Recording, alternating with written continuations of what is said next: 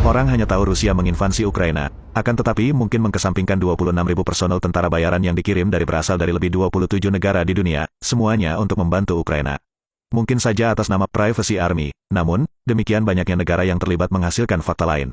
Jadi kita patut belajar dari Rusia, tentu saja belajar dari sudut kebaikannya, jangan sudut keburukannya. Rusia diembargo secara ekonomi, embargo yang tidak pernah terjadi sebelumnya di atas dunia ini, diembargo secara teknologi, dikucilkan dari diplomasi, mata uangnya diserang. Pokoknya Rusia dikeroyok para raksasa kaya raya, dengan tambahan sanksi-sanksi yang semakin lama semakin berat, seolah seluruh belahan dunia barat mencoba menggencetnya habis-habisan.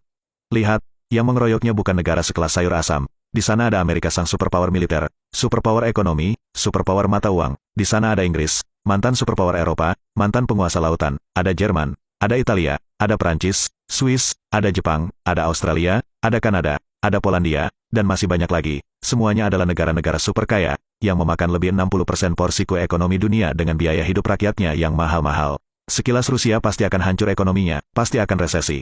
Ayo kilas balik. Februari lalu, ketika pertama invasi dimulai, Barat gotong royong memberikan sanksi, menjatuhkan embargo ekonomi dan memutus Rusia dari sistem keuangan internasional. Rubel segera menyusut drastis, Barat bersorak. Pemberitaan besar dengan grafik meyakinkan diperlihatkan bagaimana grafik ekonomi Rusia menyusut tajam, dan rubel seolah tersungkur. Tapi Putin tersenyum dan berkata dengan tenang, tunggu saja permainan baru akan dimulai, merekalah yang memulai. Benar saja beberapa bulan berlalu Putin secara mengejutkan memutuskan pasok gas harus dibayar dengan rubel. Mendadak dolar dan pound sterling, seperti membentur dinding karang, dan terhenti agresivitasnya, lalu perlahan-lahan keadaan terbalik, rubel terus menguat, dolar dan diikuti oleh pound sterling mulai melihat fakta, bahwa permainan ekonomi global sedang berada dalam genggaman Moskow. Ekonomi Eropa memburuk, sektor industri sebagai tulang punggung kekayaan negara mulai merasakan sakit dan Rusia seperti sudah menghitung musim dingin, The Inter, sebagai tambahan bala tentaranya. Gas tiba-tiba terancam diputus. Masyarakat Uni Eropa panik, lebih kurang ajarnya, Inggris berencana memutus pasok gas mereka ke Belanda demi menyelamatkan diri sendiri.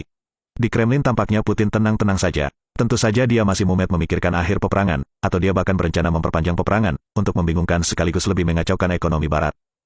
Tentu saja Rusia terkena inflasi, uang dan aset-asetnya yang sangat banyak di luar negeri dibekukan alias dirampas Barat, itu risiko permainan ini. Namun taruhannya menggiurkan, kemenangan tampak jelas karena kartu turf energi Rusia yang nyaris menguasai dunia. Lebih-lebih Barat juga tidak memperhitungkan fakta bahwa Rusia sudah lama tidak tertarik dengan para investor, hanya sedikit investasi asing di negara beruang merah, kebalikan dari negara-negara lain. Langkah ini diikuti oleh Cina yang alih-alih mencari investor mereka malah lebih suka menjadi investor dan terus menginvestasikan kekayaan mereka untuk menguasai dunia. Itulah sebabnya ketika para investor keluar dari Rusia mereka malah sengaja diusir dan nyaris tidak memberikan dampak apa-apa terhadap ekonomi Rusia. Kini rubel menjadi mata uang terbaik di dunia. Kini Eropa terancam resesi dan peningkatan pengangguran yang buruk. Di Inggris mulai bermunculan demo dari kaum pekerja.